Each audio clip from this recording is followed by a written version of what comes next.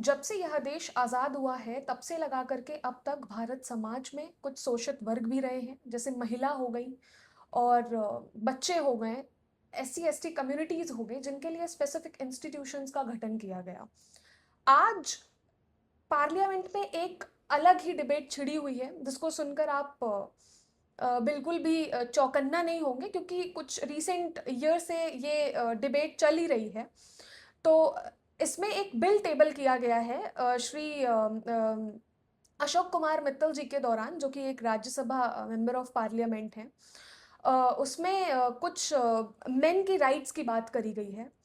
तो क्या हम मेन सेक्शन को एक वल्नरेबल सेक्शन इससे घोषित करना चाह रहे हैं, या फिर क्या ऐसी नीड पड़ गई जो कि करंट स्टैट्यूटरी इंस्टीट्यूशंस और करंट स्टैट्यूटरी नीड्स फुलफिल नहीं कर पा रहे हैं।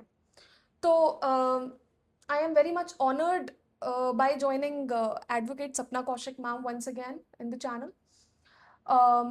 Now I would like to raise few of the questions जो कि इस टॉपिक को हाईलाइट करेंगे मैम।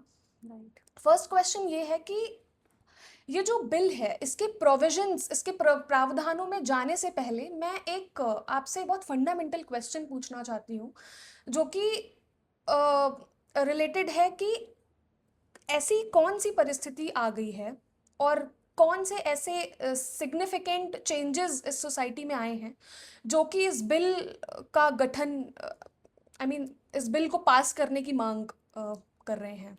देखिए यशी, सबसे इम्पॉर्टेंट बात मैं ये बताना चाहूँगी कि रिसेंटली कुछ केसेस ऐसे सोसाइटी में हुए हैं जिसकी वजह से अब ये डिमांड उठने लगी है कि जब आर्टिकल 14 जो कॉन्स्टिट्यूशन का है वो ये कहता है इक्वालिटी बिफोर लॉ, यानी कि देश में कानून की नज़र में सब समान है।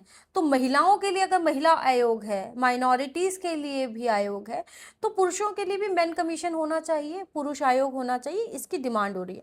उसके कारण ये है कि आजकल बहुत सारे केसेस देखने को आ रहे हैं, जैसे कि मेरठ का हत्याकांड था जिसमें मुस्कान ने सौरभ, जो उसका पति था, उसको नीले ड्रम में मार के दफना दिया, या अतुल सुभाष का केस था, या अभी केतन अग्रवाल का केस था जिसमें उसकी फियांसे सिया गोयल ने उसको पुणे में धक्का देके मार दिया, या फिर सोनम रघुवंशी का केस था जिसमें हनीमून पर गए और सोनम रघुवंशी ने अपने हस्बैंड को मार दिया।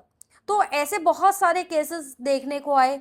उसके अलावा बहुत सारे फॉल्स केसेस लगाए जाते हैं, फॉल्स एलिगेशंस लगाए जाते हैं। जब भी डिवोर्स के केसेस आते हैं तो वहाँ पर डाउरी के झूठे केसेस लगा दिए जाते हैं, या रेप के झूठे केसेस लगाए जाते हैं। इन सारी चीज़ों को देखते हुए सोसाइटी में एक मांग बहुत तेजी से उठ रही है कि पुरुष आयोग होना चाहिए। जैसे महिलाओं के उत्पीड़न के लिए महिला आयोग बनाया गया, सेम उसी तर्ज पर पुरुषों के लिए पुरुष आयोग भी बनाना चाहिए। इसके लिए सबसे इंपॉर्टेंट बात है कि कॉन्स्टिट्यूशन का आर्टिकल 15 क्लॉज 3 ये कहता है कि महिलाओं के लिए और पुरुषों, महिलाओं के लिए और बच्चों के लिए, क्योंकि वो एक शोषित समाज है, अपनी बात नहीं रख सकते हैं, पॉलिटिकली पावरफुल नहीं है, ठीक है, फाइनेंशियली पावरफुल नहीं है, अपने लिए उनके पास इतने साधन नहीं है कि वो बात रख सके। हालांकि पहले से बहुत चेंजेस हुए हैं, लेकिन उन्हीं सब चीज़ों को देखते हुए आर्टिकल 15 क्लॉज 3 में सरकार के पास ये पावर है कि वो उनके लिए ऐसे वो बना सकती है। लेकिन क्या पुरुषों के लिए पुरुष आयोग भी बनाया जा सकता है? इसको बिल तो लेकर आया गया है, लेकिन ये प्राइवेट बिल है, ठीक है। लेकिन क्या प्राइवेट बिल सक्सेसफुल होगा?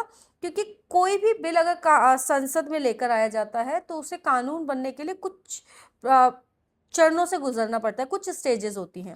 जैसे कि पहले राज्यसभा और लोकसभा में पास होगा, फिर प्रेसिडेंट की असेंट मिलेगी, तब जाकर वो कानून बनेगा। लेकिन जब भी ऐसे प्राइवेट बिल्स आते हैं तो बहुत कम ही होते हैं जो कानून बन पाते हैं। तो मुझे बहुत शक है इस बात पर कि पुरुष आयोग का गठन हो पाएगा, क्योंकि ये एक प्राइवेट बिल है, किसी एक इंडिविजुअल एमपी ने इसको रिप्रेजेंट किया है, को टेबल पर रखा है। तो क्या पुरुष आयोग बनेगा, इसको लेके मैं थोड़ी आशंकित हूँ। लेकिन हाँ, आजकल पुरुषों के ऊपर भी अत्याचार हो रहा है, तो स्वाभाविक है कि पुरुष भी पुरुष आयोग की मांग कर रहे हैं। लेकिन पुरुष आयोग कितना मददगार होगा, ये देखने वाली बात होगी। बिल्कुल ठीक बात है मैम। मैम, अगर ये सारी प्रॉब्लम्स एग्जिस्ट कर ही रही हैं, तो ये जो जेंडर स्पेसिफिक लॉज बने हैं, इनको आप किस बेसिस पे जस्टिफाई करेंगी? Like we all are aware about the fact that there Absolutely. were some historical discrimination Right. towards the sections. तो what are the justifications that you want to provide to the uh, audience? Yashi देखिए बहुत ज़्यादा demand ये भी उठ रही है कि पुरुष आयोग के साथ-साथ जेंडर न्यूट्रल भी होने चाहिए लॉज़। जैसे कि डोमेस्टिक वायलेंस एक्ट के तहत सिर्फ़ महिलाएँ कंप्लेंट कर सकती हैं, पुरुष कंप्लेंट नहीं कर सकते हैं। तो अच्छा। पुरुषों का कहना ये है कि डोमेस्टिक वायलेंस सिर्फ़ महिलाओं के साथ नहीं होती है, हमारे साथ भी होती है, तो उसको जेंडर न्यूट्रल करो। या फिर सेक्सुअल हैरेसमेंट के केस में जो पॉश है, पॉश में सिर्फ़ महिलाएँ कंप्लेंट कर सकती हैं, तो वहाँ पर भी हमें हक मिलना चाहिए। तो इन सारी चीज़ों के लिए मेरा कहना ये है कि आज भी ना समाज में बहुत बड़ा वर्ग है जहाँ पर सिर्फ महिलाओं के साथ ऐसा पुरुषों के साथ होता है डेफिनेटली। मैं डिनाई नहीं करूंगी कि पुरुषों के साथ डोमेस्टिक वायलेंस नहीं होती, लेकिन वो बहुत कम परसेंटेज है।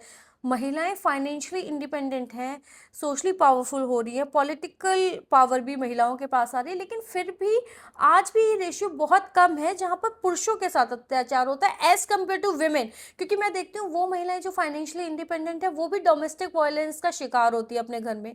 ऑफिस में काम करके जाती है, घर पर जाकर उन्हें घर के काम भी करने पड़ते हैं और नहीं करती हैं तो डोमेस्टिक वायलेंस का शिकार होती है। आज भी बच्चों की ड्यूटी पूरी तरीके से माँ की मानी जाती है, पिता का रोल आज भी बहुत कम होता है।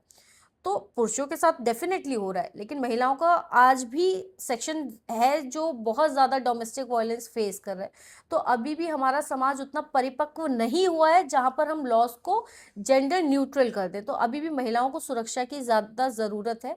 ये बात सही है कि कुछ महिलाएं इसको मिसयूज़ कर रही हैं, लेकिन आज भी ऐसा बहुत बड़ा तबका है जो जो अपनी कंप्लेंट्स लेकर पुलिस के पास नहीं पहुंच रहा है या अपनी आवाज़ नहीं उठा पाता है। एग्जैक्टली। मैम, जैसे आपने बोला कि सेक्शन जो है वुमेन सेक्शन वो आवाज़ नहीं उठा पाता है due to having certain reasons. तो एब्सोल्युटली। मैम, एक क्वेश्चन जो मेरे दिमाग में रह कर जाग रहा है वो ये है कि अगर अगर हम रेशियो, क्राइम रेशियो की बात करें अगेंस्ट वुमेन एंड मेन, तो इधर पर ये विमेन ये मेन, ये पलड़ा हमेशा से भारी रहा है, इसका रेशियो हमेशा से भारी रहा है कंपैरेटिव टू दिस। तो अगर ये गठन हो जाता है आयोग का, तो आपको क्या लगता है ये उनका जज्बा, जो अभी औरतें बढ़ रही हैं आगे, एफआईआर लॉन्च कर रही हैं अपने अगेंस्ट हुए क्राइम के, अम, तो क्या लगता है ये ओवरशैडो करेगा या फिर कॉन्स्टिट्यूशनली इक्वालिटी मेंटेन करेगा देख समाज में? देखिए यशी पुरुष आयोग का क्या इस पे इम्पैक्ट पड़ेगा ये तो मैं नहीं कह पाऊंगी जब तक कि बिल पास नहीं होता उसमें क्या प्रोविजंस आते हैं और सारी चीजें। लेकिन फिर भी मेरा कहना ये है कि पुरुष आयोग जैसे महिला आयोग है, महिला आयोग का क्या काम होता है? महिला आयोग का काम होता है कि अगर कोई महिला अपने लिए आवाज नहीं उठा पाती है तो उसके लिए आवाज उठाना, सुओ मोटो कॉग्निजेंस ले लेती है। महिलाएं अपनी बात लेके, अपनी कंप्लेंट लेके महिला आयोग के पास पहुंचती है अगर पुलिस एफआईआर नहीं लिख रही है। महिला आयोग में अपने हस्बैंड के खिलाफ या उनके साथ कुछ भी गलत हो रहा है, उनके परिवार में हाँ जी। कोई भी कर रहा हो, हाँ जी। तो उसकी कंप्लेंट लेकर महिला आयोग के पास पहुंचती है और महिला आयोग फिर पुलिस को समन करती है कि आपने इस पे क्या एक्शन लिया। तो पुरुषों के साथ अगर कोई वायलेंस हो रही है तो उसके लिए पुरुष आयोग क्या करेगा? पुरुष आयोग भी यही करेगा कि अगर किसी पुरुष के साथ कोई अत्याचार हुआ है, कुछ अन्याय हुआ है, तो उसका कॉग्निजेंस लेगा, करेक्ट। पुलिस को समन करेगा कि आपने उसके ऊपर क्या एक्शन लिया है, पुरुषों के फेवर में कुछ रिकमेंडेशंस देगा, रिसर्च करेगा। यही सारे काम पुरुष आयोग भी करेगा। लेकिन आज भी पुरुषों के खिलाफ जो अन्याय महिलाएं कर रही हैं उन या पुरुषों के ऊपर कहें कि डोमेस्टिक वायलेंस हो रहा है या फिर उनके खिलाफ झूठे केसेस लगाए जा रहे हैं, तो वो रेशियो आज भी बहुत कंपेयर है, कंपैरेटिवली काफ़ी लो रेशियो है उसका एज कंपेयर टू महिलाओं के खिलाफ जितने भी अत्याचार होते हैं। तो मैं ये नहीं कहूँगी कि पुरुषों के खिलाफ अत्याचार नहीं हो रहे, लेकिन फिर भी एज कंपेयर टू वुमेन ये आज भी रेशियो बहुत कम है। मैम, अभी की अगर मैं अपनी रिसर्च को यहाँ पे ज़ाया करूँ, तो एनसीआरबी का रिपोर्ट 2024 का, आई थिंक 2025 का रिलीज़ नहीं हुआ है, 2024 का मैंने देखा, तो उसमें अगर मैं ये क्राइम की बात करूँ और रेशियो का बात करूँ, वेमेन और मेन का, तो इट इज़ विमेन का, मेन का जो फॉल्स एक्यूजेशन है against, I mean false accusation charges जो हैं, वो हैं 6 रेशियो, आई मीन 6 to 8% अभी अभी तक बढ़ा है, जो कि अगर हम देखें, अगर हम ग्राफ से देखें तो इंक्रीज ही हुआ है। तो ma'am, what what are you thinking, like what what you personally feel कि अगर इस आयोग का गठन हो जाता है, माफ़ कीजिएगा, अगर इस आयोग का गठन हो जाता है तो क्या लगता है आपको, ये आंकड़ा बढ़ेगा या घटेगा? देखिए, पुरुष आयोग के गठन होने से उनके खिलाफ फाइल होने वाले झूठे केसेस पर वो बढ़ेंगे या घटेंगे, इस पर तो कोई कमेंट कहना बहुत जल्दबाजी होगी। लेकिन certainly I can say that कि जब भी फैमिली मैटर्स होते हैं तो बहुत सारी लड़कियां तो नहीं, सॉरी, लेकिन काफ़ी लड़कियां ऐसी होती हैं जो मिस यूज़ करती हैं उन लॉज को जो उनको प्रोटेक्ट करने के लिए बनाए गए थे। फॉर एग्जांपल 498A की अगर हम बात करें, डोमेस्टिक वायलेंस की बात करें, बार बार सुप्रीम कोर्ट और हाई कोर्ट्स बार बार ये कहना है कि जो लॉज लड़कियों की प्रोटेक्शन के लिए लेकर आए गए थे, चाहे वो 498A का हो या डोमेस्टिक वायलेंस का हो, 125 में आईपीसी का जो होता था मेंटेनेंस का, इन सारे सेक्शंस को लड़कियों की सुरक्षा के लिए लेकर आया गया था। लेकिन अब वो स्को को सेटल करने के लिए उसका मिसयूज करती है। मतलब अगर आपको एलिमनी चाहिए, आपको शादी के बाद डिवोर्स चाहिए, तो डिवोर्स लेने के लिए उनमें एफआईआर करवा दो, तो सामने वाला सेटल करने के लिए रेडी हो जाएगा। तो इन सब के लिए मिसयूज भी उसका हो रहा है। लेकिन सर्टेनली मैं फिर ये बात कहूँगी कि as compare to false cases वो रेशियो बहुत ज़्यादा है जो रिपोर्ट ही नहीं हो पाते। मैं बहुत सारी ऐसी लड़कियों को जानती हूँ, बहुत सारी अपनी ऐसी क्लाइंट्स की बात आपको बता सकती हूँ जो घर में डोमेस्टिक वायलेंस झेल रही हैं, जिन्होंने वाकई अपने ससुराल में अत्याचार सहे हैं, लेकिन फिर भी वो अपना केस फाइल तक नहीं करना चाहती ड्यू टू सर्टेन रीजंस। इसीलिए मैं बार बार यही बात कहती हूँ कि बहुत लड़कियां ऐसी हैं जो इनको आज भी प्रोटेक्शन की ज़रूरत है। एग्जैक्टली। मैम, अगर मैं एक प्रोविजन की बात करूं, जैसे फॉल्स एक्यूजेशन जो कि मेंशन है बिल में, which is already being governed by section a section of भारतीय न्याय संहिता, which is perjury. तो what is the intent of the lawmaker to again propose this particular provision in the bill? जैसे देखिए, वही बात फिर से मैं कहूँगी कि ये एक प्राइवेट बिल है, सरकार नहीं लेके आई है, एक इंडिविजुअल एमपी इसको लेकर आए हैं और उन्होंने इस बिल को टेबल किया है। और क्योंकि बहुत सारे लोग पुरुष आयोग के गठन की मांग करें ड्यू टू दीज इंसिडेंट्स जो आजकल रिपोर्ट हुए, चाहे वो अतुल सुभाष का हो, केतन अग्रवाल का हो, राजा रघुवंशी का हो, आगरा में रिसेंटली हुआ, लेकिन उसके कंपैरिजन में महिलाओं के ऊपर कितने अत्याचार हो रहे हैं उन सबको देखते हुए मुझे नहीं लगता कि अभी हमारा समाज उस स्तर पर पहुंचा है जहां पर हमें पुरुष आयोग की ज़रूरत है।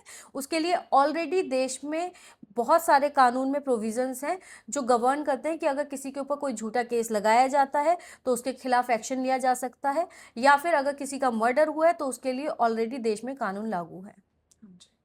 मैम, एक before ending this discussion, I want to ask a final question to you. That is related to patriarchy. Ma'am, एक चीज़ है जो रह रह के मन में आ रही है। इस बिल में कुछ प्रोविजंस ऐसे हैं जो कि बोलते हैं कि there should be the mental counselling sessions that needs to be done on the part of men, and जो इमोशनल सप्रेशन वो झेलते हैं because of the domestic violence. तो पहले तो उन्होंने मांग करी है कि डोमेस्टिक वायलेंस और वर्क प्लेस का सेक्सुअल हरासमेंट जो होता है वो एक्ट, इसको जेंडर न्यूट्रलाइज कर देना चाहिए। तो ये कि क्या अभी सोसाइटी वो नीड फुलफिल कर चुकी है या उस डिमांड तक पहुंच चुकी है, उस स्थिति तक पहुंच चुकी है? पहला चीज़ ये।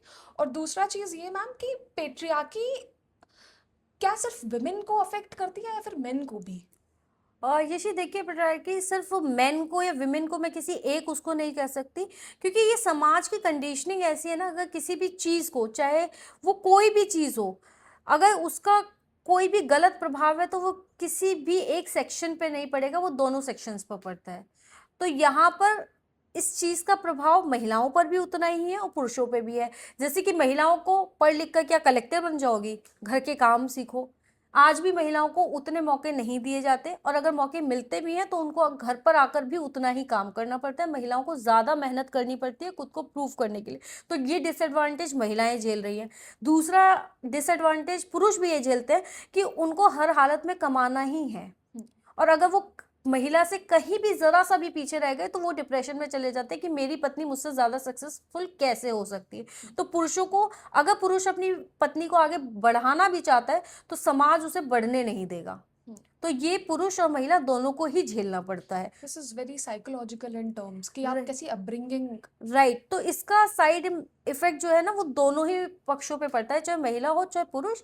तो हमारा समाज अभी भी उस स्तर पर नहीं पहुंचा है जहां पर हम ये कह दें कि पुरुषों को ज्यादा उत्पीड़न झेलना पड़ता है एज कंपेयर टू विमेन। तो अभी हमें वहां तक पहुंचने पर जहां पर महिला और पुरुष वाकई बराबर हो, वो पहुंचने में हमें बहुत समय लगेगा। जहां पर महिलाएं अगर घर के बाहर जाकर काम कर रहे हैं तो पुरुष घर के अंदर आकर भी काम करें। जब वो सिचुएशन आ जाएगी जहां पर हस्बैंड घर संभाले और महिला प्राउडली जाकर बाहर काम करे, बाहर के काम संभाले, तभी हम, मुझे लगता है हम उस स्तर पर पहुंचेंगे जहां पर वाकई पुरुष आयोग की जरूरत पड़ेगी। बिल्कुल, definitely ma'am. So at the end of this video I just only want to say कि ये पर्पस वीडियो को रिकॉर्ड करने का ये नहीं है कि विमेन्स के पास कितने राइट्स हैं या कितने नंबर ऑफ राइट्स ज़्यादा हैं मेन से और वाइस वर्सा। बट ये जो बिल पास किया गया है, आई मीन ये जो बिल इंट्रोड्यूस हुआ है, ये कितना ज़्यादा लीगली साउंड है और कितना ज़्यादा हमारी जो सोसाइटल नीड्स हैं उन चीज़ों को फुलफिल कर रही हैं। So, ma'am, thank you so much for the healthy discussion.